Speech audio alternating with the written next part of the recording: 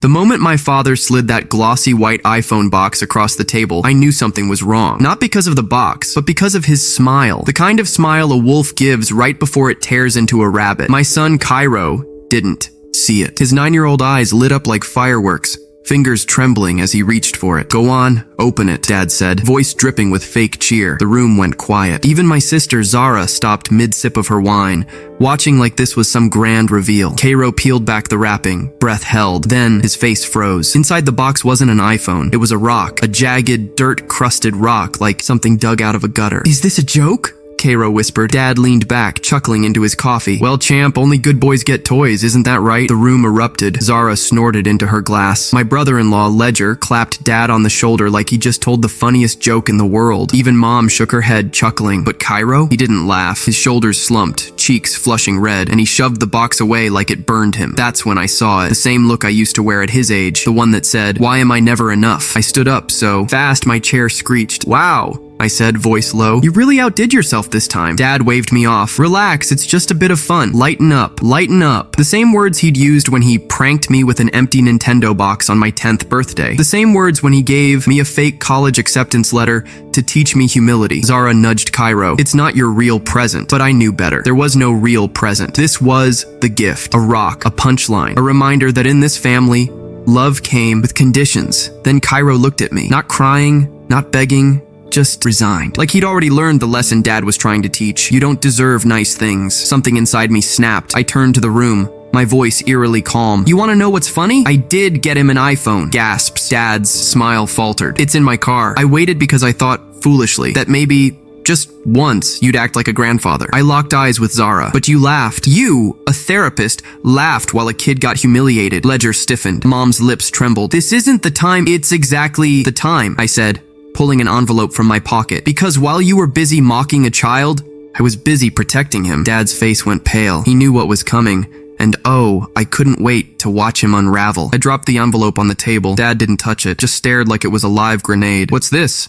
he asked, voice tighter than a noose. "Updated power of attorney," I said. "You're off it. All of it. The house, the accounts, Cairo's college fund." Zara's wine glass hit the floor with a crack. "You can't just—" "I already did." I turned to Ledger, whose face was morphing from confusion to dread. "Bet no one told you about the $3,500 loan Zara took from Cairo's fund last month, huh? The one she swore was for family therapy?" Ledger's jaw dropped. Zara lunged for my arm. "That was a mistake." I yanked free and pulled out my phone. "Funny, because your Instagram shows you in Cancun 2 weeks ago. Soul-searching retreat, wasn't it?" I tapped the screen. A video played. Zara at the bank signing my name on the withdrawal slip, grinning like she'd won the lottery. Mom started crying. Classic. "We're family." "Family doesn't steal from a kid." I slid a second folder toward Dad. "Speaking of, remember when you helped set up Cairo's credit monitoring? Turns out you opened 3 cards in his name." Silence. The kind that comes right before a scream. Dad's hands shook. "You're lying." I flipped the folder open. Credit reports, all with his address, his phone number, maxed out. Cairo, still clutching the rock, whispered, "Grandpa, why?" That's when Dad snapped. "You ungrateful little—" He lunged, but Ledger caught him. I grabbed Cairo's hand. "We're leaving." Zara blocked the door. "You'll regret this." I smiled. "Already sent the evidence to the fraud department and Child Protective Services." Her face drained. As we walked out, Dad yelled the same line he'd used my whole life. "You walk out that door, you don't come back." I didn't even turn around. "Took you long enough to say something honest." Cairo squeezed my hand. "Dad, can we get ice cream?" The knot in my chest unraveled. "Yeah, buddy, we can." Behind us, the house erupted into chaos. But for the first time in years, I didn't care. The ice cream shop was quiet. Just the hum of the freezer and Cairo's spoon scraping the last of his mint chocolate chip. He hadn't said a word since we left, just stared at his reflection in the stainless steel napkin holder. "You okay?" I asked. He swirled his spoon. "Did Grandpa really use my name to buy stuff?" I exhaled. "Yeah, but I fixed it. He can't do it anymore." Cairo nodded, then reached into his pocket and pulled out the rock from the iPhone box. Held it up like he was examining a diamond. "Can I keep this?" I blinked. "Why?" A slow, wicked grin spread across his face, one I'd never seen before. "For evidence." Before I could react, my phone buzzed. Unknown number. "Caller ID. Fairview Bank Fraud Debt." I answered. "Mr. Thayer?" A woman's voice. "Crisp. We've frozen all accounts linked to your father's SSN, but there's something else." Cairo's eyes locked onto mine as she continued. "A $12,000 wire transfer was attempted this morning from your son's college fund to an offshore account. The IP address traces to your sister's laptop." My grip on the phone turned white knuckle. "Zara, she'd tried to drain it after I'd left." The banker hesitated. "There's more. We pulled security footage from when the transfer was initiated. Your father was with her." Ice shot down my spine. They'd planned The rock, the humiliation. It was all a distraction. They'd expected me to storm out. Cairo wiped his mouth with a napkin. Eerily calm. Dad, what's wrong? I forced a smile. Nothing, just grown-up stuff. But he knew. He always knew. As we walked to the car, my phone buzzed again. Mom. I sent it to voicemail. Seconds later, a text popped up. Mom, your father's in the ER. Heart palpitations. He's asking for you. Please. I stared at the screen. A year ago, I would have panicked. Now, I typed back, tell him to check his credit score. That'll really get his heart racing. Then I blocked the number. Cairo buckled his seatbelt. Where to now? I started the engine. Lawyer's office. As we pulled away, my rearview mirror caught a familiar silver BMW turning into the ice cream lot. Zara's car. Too late, sis. The game just changed. The lawyer's office smelled like leather and expensive coffee. Ms. Vance,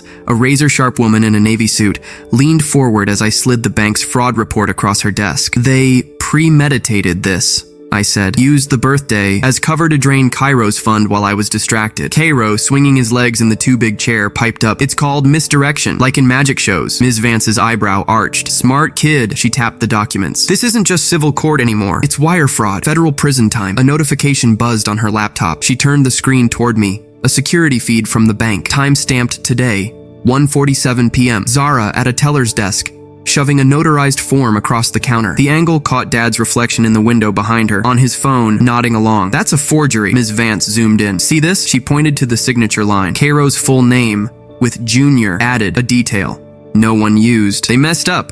This proves intent." Cairo frowned. "But I'm not a junior." "Exactly." My phone vibrated. Ledger. I ignored it. Then a voicemail popped up. Against my better judgment, I played it on speaker. "Dude, Zara's freaking out. She didn't know Dad was gonna..." A scuffle. Then Dad's voice, hissing. "Hang up, Ms." Vance smirked. "Ah, the sound of guilty people imploding." Cairo tugged my sleeve. "Can I sue Grandpa?" The lawyer laughed. "Technically, yes, but let's start with freezing all their assets." She handed me a subpoena request. "Sign this, and by tomorrow, every account they own gets flagged." I scrawled my name just as my phone lit up with a breaking news alert. Councilman Richard Thayer under investigation for financial irregularities. Attached was a photo of Dad leaving City Hall, mobbed by reporters. His tie was crooked. Cairo grinned. "He looks old." Ms. Vance snapped her briefcase shut. "One last thing." She passed me a card. "Detective Amanda Ross, Financial Crimes Unit. She's expecting your call." As we stood to leave, Cairo pocketed the rock again. "For evidence," he repeated. This time, I didn't ask why. Detective Ross met us at the precinct with 2 styrofoam cups of hot chocolate. Cairo blew on his,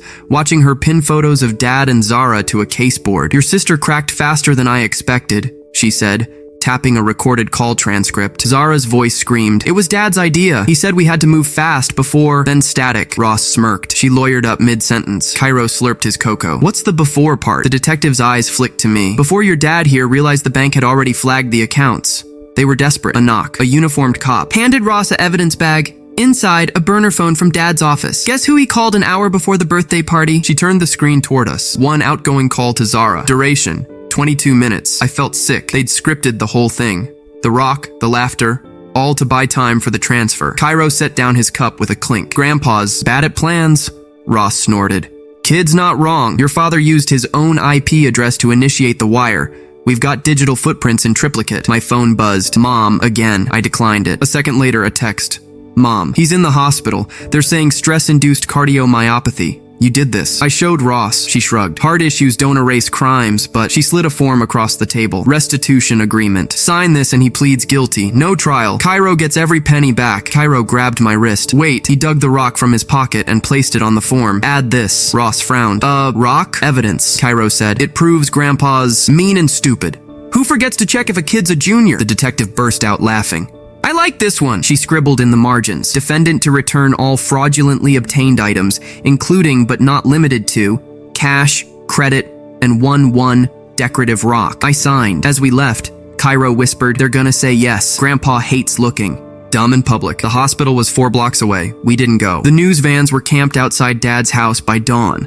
I watched from my car as reporters shoved microphones in his face the moment he stepped outside, pale, unshaven, clutching a single crutch like a prop. "Councilman Thayer, did you really steal from your grandson?" Dad's jaw twitched. "This is a family matter. Is it true your daughter flipped on you?" He froze. I could almost see the gears turning. "How did they know about Zara?" Cairo, beside me, pressed record on his iPad. "Watch this," he whispered. On screen, Dad's lawyer whispered in his ear. His face went slack. Then, in a voice like gravel. I'll be repaying the funds immediately. This was a misunderstanding. Cairo paused the video and zoomed in. His left eye does this weird blink thing when he lies. I stared at him. Since when do you know that? He shrugged. Grandpa's bad at it. My phone buzzed. Ms. Vance. Plea deal signed. Funds frozen. One condition, he wants the rock back. I snorted. He actually negotiated for it? Cairo dug in his pocket and pulled out the rock. It was now wrapped in yellow legal paper, tied with string like courtroom evidence. I added his confession. I unfolded it in wobbly kid handwriting. I,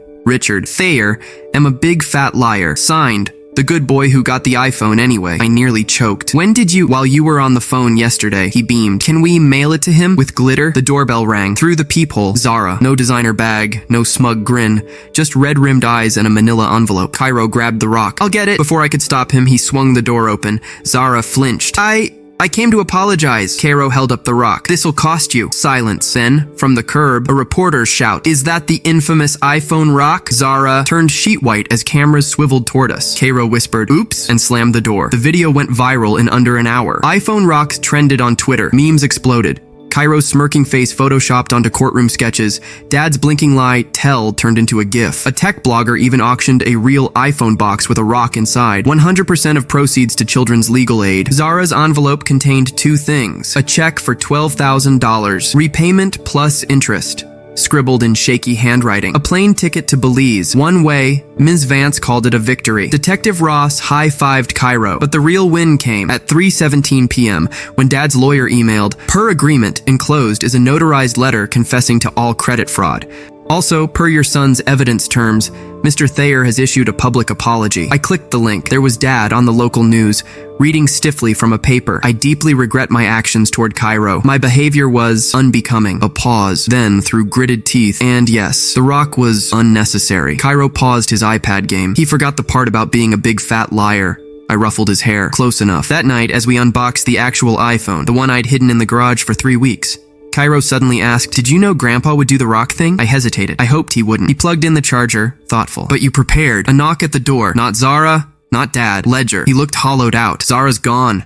Took the BMW, emptied our accounts. He thrust a USB drive at me. She left this. It's worse than you think. Cairo grabbed it first. I'll check for viruses. As Ledger crumpled onto our couch, whispering about offshore accounts and forged signatures, I realized the rock was never the story. It was the first domino. Cairo slotted the drive into his laptop, then froze. Dad, look. The screen glowed with spreadsheets, dates, amounts, and at the top, a label. Richard's retirement plan. Cairo's finger hovered over the total. 1.4 million. All stolen, all from family. I exhaled. Well, champ, looks like we're not done yet. He cracked his knuckles, grinning. Good.